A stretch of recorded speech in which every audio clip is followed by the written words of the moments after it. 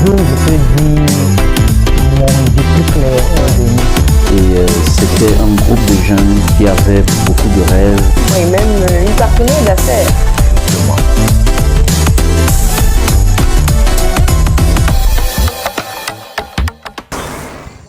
Très heureuse de vous retrouver sur Parole Créatrice sur Info Télévision.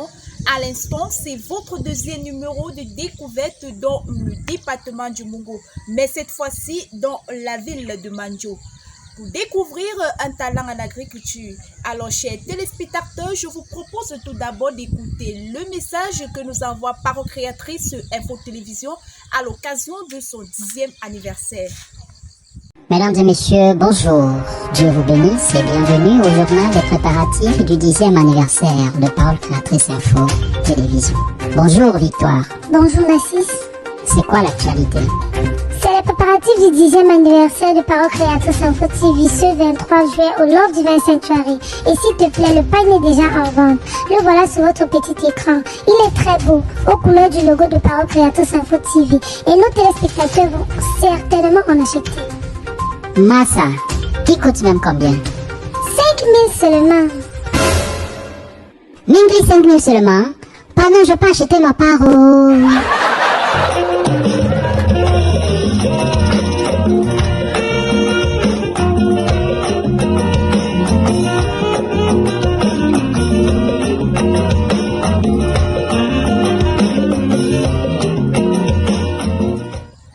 Voilà, chers téléspectateurs, vous êtes tous conviés le 23 juillet 2022 au Love Divine Sanctuary.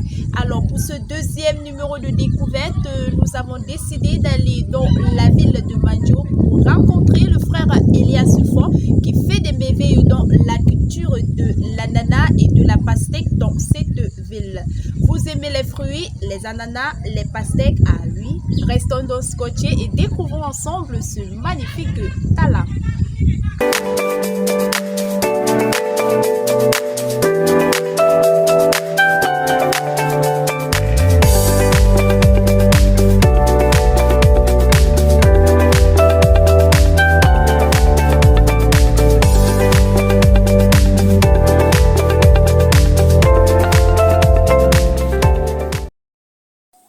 Chers téléspectateurs, nous vous l'annoncions tout à l'heure, nous sommes dans la ville de Mandjo, plus précisément au quartier 8, pour découvrir un monsieur au nom de Elias Fort. Bon après-midi, monsieur Elias Fort. Bon après-midi, sœur. C'est un plaisir pour nous de vous recevoir cet après-midi dans le cadre de notre émission de découverte. C'est un plaisir de vous recevoir. Merci. Nous avons été épatés par vos œuvres et nous avons décidé de mener une enquête sur vous et sur ce que vous faites. Nous allons donc vous prier de l'écouter et de nous dire tout de même ce que vous ressentez. Monsieur Fort Kemabo Elias, né le 13 juillet 1982 dans l'arrondissement de Mandjo, plus précisément dans la localité de Ndoué, est un jeune homme plein d'ambition. Chrétien du message du temps de la fin dans la vie de Mandjo, aisé sur les fonctions telles que chantre, diacre et moniteur. Faute de moyens financiers, le jeune homme a arrêté les études au niveau primaire, où il obtient son certificat d'études primaires élémentaires en 1995 à l'école catholique Saint-Joseph de Loé. Après cet arrêt, il tombe dans ce qu'on appelle la débriadise au péage routier de Lala Village, situé dans l'arrondissement de Mandjo. De temps en temps, il partait faire des jobs chez les particuliers qui faisaient dans la culture d'ananas et pastèques. Peu à peu, il acquérait les expériences dans le domaine. Toutes ces expériences lui ont permis de se lancer dans l'agriculture, particulièrement dans l'ananas et la pastèque de l'an 2000 jusqu'à nos jours.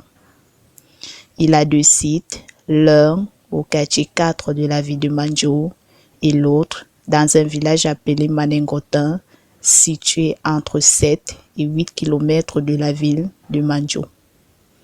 Monsieur Fort Kemabo Elias soufflera sur sa 40e bougie le 13 juillet 2022 du voulant. marié et père de 4 enfants, peut être appelé aujourd'hui un grand entrepreneur en agriculture dans la ville de Manjo.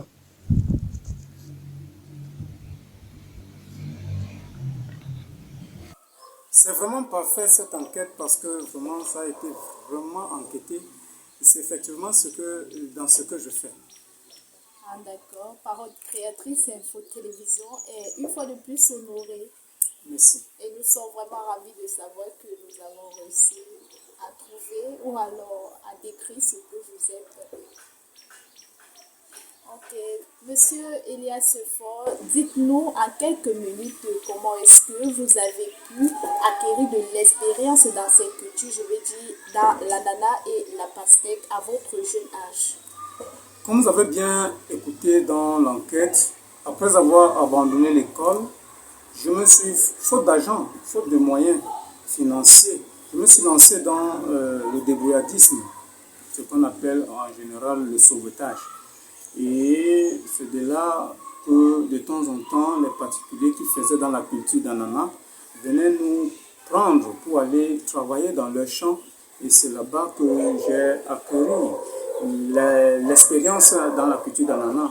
Parce que j'ai vraiment aimé l'agriculture, parce que je ne savais pas ce qui me retenait là dans le champ de ces gens, parce qu'ils nous menaçaient bien.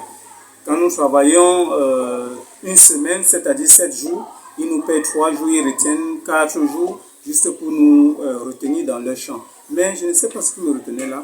J'étais simplement là, mais je sais que c'est la volonté de Dieu pour que je puisse acquérir des expériences qui doivent m'aider dans l'avenir. D'accord, d'accord. Dites-nous, vous avez 2 sites. Est-ce que la production dans ces sites est vraiment rentable? C'est vraiment rentable. J'ai 2 sites, pas simplement parce que l'autre côté n'est pas rentable, c'est juste parce que je prévoyais déjà étendre la culture. Je ne voudrais plus faire seulement dans la culture d'ananas. Je voulais aussi expérimenter la culture de pastèque et aussi la tomate, parce que je fais aussi de la tomate. C'est pour ça que j'ai eu 2 sites pour pouvoir étendre mes cultures. Ah d'accord, vous faites aussi dans la tomate. Bien sûr. Oh, ça, vous ne faites que dans des bijoux, parce que ces fruits, ce sont des bijoux. Effectivement. D'accord. Ok, monsieur Elias Fort, dites-nous un peu à quel moment est-ce que vous récoltez vos cultures? Il n'y a pas de moment, surtout en ce qui concerne l'ananas. L'ananas n'a pas de période. Parce que c'est une culture qu'on plante, on plante l'ananas en toute saison. Et puis, si vous plantez en janvier, vous allez récolter en janvier, voire février. Si vous plantez en mars, vous allez récolter en mars, voire avril. Donc, ça n'a pas de période. Mais quand la période de récolte approche déjà, alors je me prépare à vendre. Parce que moi-même, comme vous avez bien compris, je faisais dans le sauvetage. Et puis, j'ai les expériences aussi de vente. Et je les vends moi-même quand c'est en petite quantité. Mais quand c'est en grande quantité, je fais venir des vendeurs, des revendeurs qui viennent de Bafoussam ou de Douala pour venir acheter. Ça veut dire que vous avez donc une méthode pour pouvoir les épouser, parce que nous avons vu sur les images comment est-ce que vous sortez tout un stock d'ananas. Ça veut dire que vous avez les clients, vous les livrez ou alors vous avez un point de vente quelque part. Oui, nous n'avons pas de problème de vente. D'accord. Je veux dire un point de vente dont là vous vous installez et vous vendez, ou alors vous avez des clients qui viennent, n'est-ce pas, prendre sur place lorsque c'est prêt. Oui, mon épouse d'abord a un comptoir au carrefour de Manjo face à un site carré qui est muffi maintenant. Elle a un comptoir là-bas. Quand c'est en petite quantité, j'installe là-bas et mon épouse les vend. Et quand c'est en grande quantité, quand je vois que le stock est beaucoup, je fais venir des revendeurs qui viennent acheter sur place. D'accord. Ces revendeurs-là viennent De Bafoussam ou de Douala. Ah, d'accord. Ok. D'accord. Vous êtes marié, vous êtes père de 4 enfants, vous êtes diacre à l'église, vous êtes moniteur, vous êtes chanteur et vous êtes en même temps agriculteur planteur, je ne sais quel autre nom vous donnez. Mais dites-nous un peu comment est-ce que vous faites, vous réussissez à vous en sortir dans ces différentes fonctions. Vous savez, dans toute chose, il faut un programme. Et j'ai réussi à faire mon programme. Et à côté de cela, il y a la main-d'œuvre. Quand je vois que je suis serré par le travail, alors je fais venir la main-d'œuvre. Il m'aide à faire d'autres tâches qui me permettent de m'organiser en ce qui concerne l'œuvre de Dieu. Alors, en ce qui concerne l'œuvre de Dieu, je ne joue pas. Je fais tout mon possible pour que je puisse avoir le temps possible pour l'œuvre de Dieu. D'accord, monsieur Elias.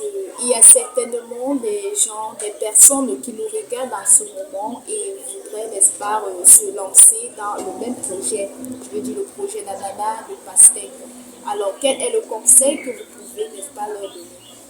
Le conseil que j'aimerais donner à tous ceux qui veulent se lancer dans l'agriculture, c'est qu'il faut d'abord, premièrement, aimer l'agriculture. Pas faire de l'agriculture parce qu'on veut de l'argent, mais il faut d'abord aimer la chose. Et si vous voulez faire l'agriculture parce que vous cherchez de l'argent, vous allez abandonner en route. L'agriculture est rentable, ce qui est sûr, mais en ce qui concerne la culture d'ananas, c'est au bout de 3 ans qu'il faut chercher déjà à faire le bilan. Si vous faites la première année, vous cherchez le bilan, ça va vous décourager et vous allez abandonner. Donc le conseil que je donne aux gens, à tous ceux qui veulent se lancer dans l'agriculture, surtout dans la culture d'ananas, c'est d'aimer premièrement la chose et la persévérance dans la chose, parce que l'agriculture aussi c'est la persévérance. D'accord, d'accord. Merci, monsieur Elias Fort. Parocréatrice Info Télévision vous remercie pour votre disponibilité, pour votre disponibilité, oui. Je suis honoré, c'est moi qui dis merci à Parocréatrice Info Télévision parce que j'ai eu de l'honneur pour que Parocréatrice déploie ses agents pour venir faire de l'enquête dans mes activités, dans mon activité. Donc c'est moi qui remercie Parocréatrice Info Télévision. D'accord, merci. Merci à toute l'équipe technique. Merci à vous également, chers téléspectateurs de Parocréatrice Info Télévision, pour votre aimable attention. Retrouvons-nous tout simplement la semaine prochaine pour un autre numéro dans une autre ville, bien sûr, Dieu voulant.